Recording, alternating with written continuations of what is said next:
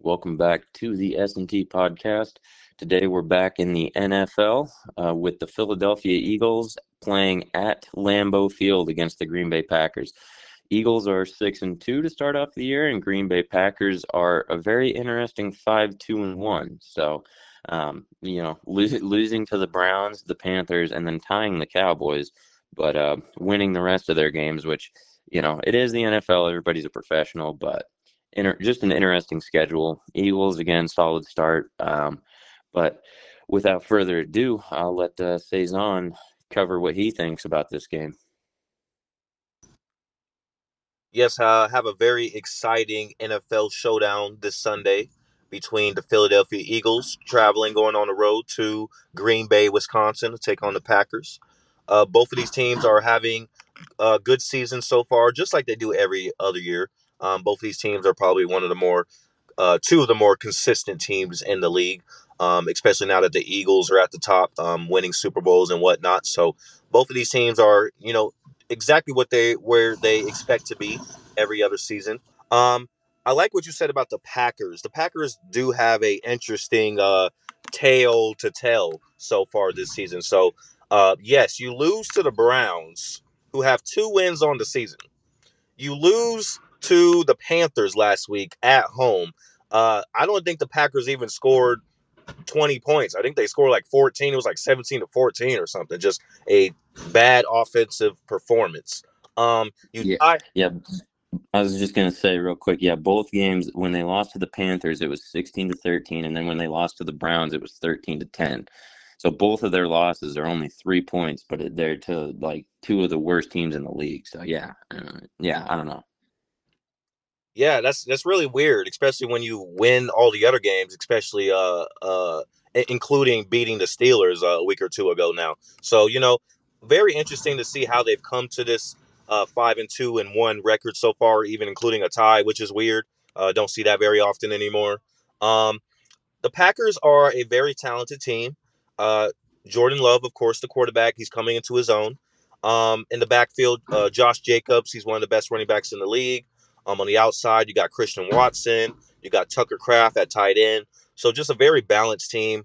Um, but sometimes the offense just disappears, like we talked about against those two losses against the Browns and the Panthers. Just like when the offense isn't clicking, the defense still plays well. They still do their job, but they end up losing those kind of games that they should not lose because they didn't score enough points. So remains to be seen why that happens. Why they just seem to kind of stall out on offense sometimes, but they've managed to still uh, win games and all that. But when it comes to the playoffs, definitely going to need to figure that out before you run into a team that knows how to play on both sides of the ball for the entire 60 minutes. So the Packers definitely need to work out some kinks between now and then, but they're going to be fine. They're going to be fine. I expect them to make the playoffs like they usually do. On the other side, we have a very consistent team as well in the defending Super Bowl champions, the Philadelphia Eagles, 6-2 on the year, exactly where they expect to be. Um, Playing well on both sides of the ball, even though the defense has been very suspect at times this year, letting up 30, 40 points here and there. Um, One game that comes to mind was when they played the Bucks and Baker Mayfield.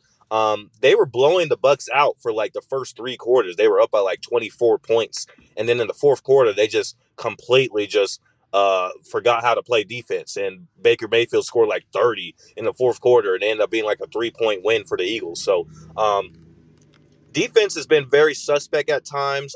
They're going to need to work those kinks out on that side before the playoffs because don't run into the Bucks again. You know what I mean? Or don't run into a team that can score a lot of points. Because if they can score points and you can't stop them, I don't trust Jalen Hurts and the passing game to really overtake. A defensive performance like that, giving up 35. I can't expect the Eagles to put up 40 points a game. They can do it, but will they do it each and every week? I don't see that. So they're going to need to play some better defense going forward.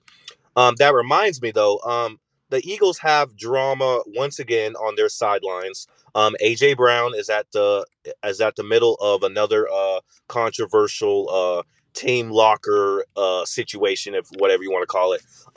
Once again, he's not happy that he's not getting the ball enough. Um, you would think that he's kind of figured out that this is kind of the Eagles' philosophy now. You know, they run the ball. They got Saquon now for a reason. They run the ball first. It sets up the play action, and then they throw. They're not the team that just airs it out. You know what I mean? They're not the team. They're not the Bengals. They're not just going to pass, throw 40 times a game. Like, Jalen Hurts, he doesn't want to throw more than 20 times a game. If he doesn't throw more than 20 times a game, that probably means they had a pretty good game. And that probably means they're up by like 21 and they can just run the ball the rest of the game and play game management. But if Jalen Hurts is throwing 50 times a game, that probably means the game is not going very well for them. So, you know, you would just think that AJ Brown has kind of bought into the philosophy by now, especially since they've made 2 Super Bowls, just won a Super Bowl.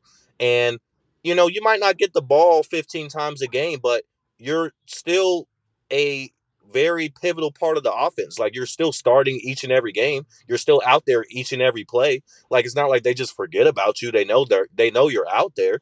It's just that they want to run the ball. They want to hold on to the ball, and they want to play clock management. You know, but um drama once again, and it seems like this time that AJ Brown kind of wants out. And you know, if I was the Eagles, I would kind of let him walk at this point because, you know, we've seen a diva receiver, before. You know, this is a thing. You know, Odell, Antonio Brown, guys like that. But when they become a cancer in your locker room, when they are starting to take away from what you're doing, that's kind of at the point where you have to let them go because their talent no longer outweighs their distraction in the locker room. So I think it's time for the Eagles to go ahead and trade him, go ahead and give him what he wants. Make sure you get back, something, valuable in return. But the Eagles will be fine without him. Like, he's a great receiver, but like, he's not making or breaking the Eagles. The Eagles will still be the Eagles if AJ Brown isn't out there. So I just think that's a really interesting thing. I just wanted to talk about that a little bit. So that remains to be seen. We'll see what happens there. But what do you think about this matchup here, Tom? Let me swing it over to you. Yeah, I mean, I was gonna say, yeah, like you said, we've seen the diva receiver before, and it's kind of like one of those things with running backs too, where when you see in the NFL, like, there's plenty of guys out there that are more than happy to take your job, and they will not say a word. They will just clock in, clock out because they've seen what happens to the guy in front of them. It's not like there's no other guys out there, and AJ Brown, respectfully, he's getting up there a little bit for an NFL player. He's already passed the average length of the span of how long a player lasts in the NFL. Gosh, I can't talk right now. But so we've seen this drama before, and we know how it goes. Same with the running backs. You can complain and you can moan and this, that, and the other. Just take your money. You're getting paid millions to play football, man. You go play football. Like, I don't mean to, like, I'm not trying to say, like, oh, shut up and dribble. I'm not, but we're not talking about social awareness issues. We're talking about you complaining about not getting the ball enough, which, if that's the case, it's like, yeah, like you said, I'm sorry, but you're on the wrong team if you thought this was going to be like the Bengals, like you said. Like, if you think this is Miami where they're just going to sling the rock, like, no, no, you're in Philadelphia. We're getting to the time of year where you're going to have to know how to run the ball. You're going to have to know how to be physical, because there's going to be games where the weather is so bad that you can't really pass the ball. So I agree with everything you said. I honestly, this is another toss-up game. I'm genuinely not sure who wins between the Eagles and the Packers, because I think it's just gonna be who can enforce their will on the other team more than the other, which I guess is basically every NFL game. But I think the Eagles and the Packers kind of have more of the same philosophy. I guess the Packers are a little more drop back to pass type of team, but the Packers are also very much like, we're gonna establish the run game, and we're gonna play good defense, and we're gonna let the passing game play off of those two things. So I don't know who wins. Again, especially with the Packers record, just like them losing to Carolina and the Browns, and then tying the Cowboys. It's like, well, honestly, I couldn't tell you which Packers team is going to show up. Like, maybe they score one touchdown all game, and if that's the case, give me the Eagles.